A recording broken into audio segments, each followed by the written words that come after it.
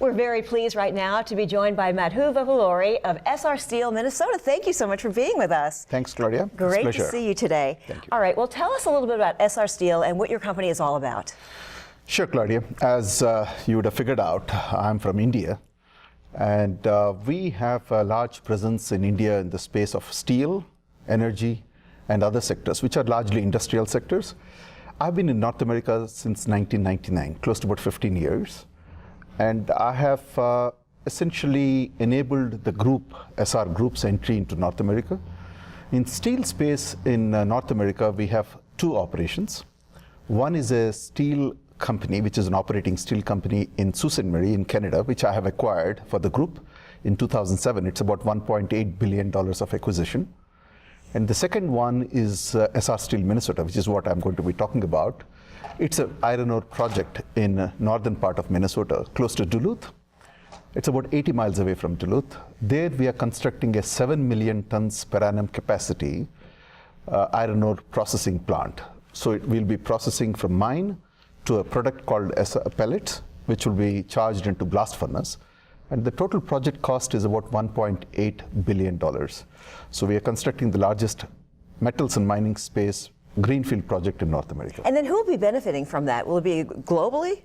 No, Claudia, it's the benefit of that particular product, the place where it goes, will be to the blast furnaces and potentially to the electric arc furnaces within the United States and Canada. So the eventual customers of that steel, which is going to be made through the blast furnace and electric arc furnace, will go into automobiles, refrigerators, washing machines, infrastructure like bridges, tunnels, and so on and so forth. And so where are you right now? What phase are you in developing that? That's a very good question. We are at the fag end of the construction. We have been at it for past few years. It's about three and a half years. And we'll get into production by end of 2015. Quite a project. It's a very exciting project, and it's extremely important project for the community, for the state of Minnesota, and of course for the metals and mining space in North America. Okay, let's talk a little bit about the infrastructure of business and what you've seen there and changes that you see, that sort of thing. Yeah, infrastructure in North America, of course, typically the advanced countries like US and Canada infrastructurally are fairly advanced. But in the last few years, relative to rest of the world, I should say, because, for example, countries in Africa or some of the Southern Asian countries, or even Latin America, the infrastructure is still a lot to be developed. So US and Canada are blessed with good infrastructure. But having said that, in the last few years, we are noticing there is a need for infrastructure rebuild, like bridges like Tappan Zee Bridge here in New York, which is getting rebuilt, as you would have known, costing several billions of dollars. The Los Angeles airport is set to be rebuilt again. They're saying the total cost is about $5 billion. LaGuardia Airport is getting rebuilt here again. So there are several such projects which are coming up, which is essentially infrastructure rebuild. So steel manufactured within US and Canada will definitely be augmenting that infrastructure rebuild. So we are very excited as a player, albeit smaller in terms of overall contribution in North America. Still, we are very excited that we'll play an important role in this infrastructure rebuild within US and Canada. Well, it sounds like there's absolutely no shortage of projects that you'll be working on in the future with all of this infrastructure, as you say, coming up to be rebuilt and redone. What other areas do you see a lot of growth starting to emerge or down the road, do you think, in 2015, 2016?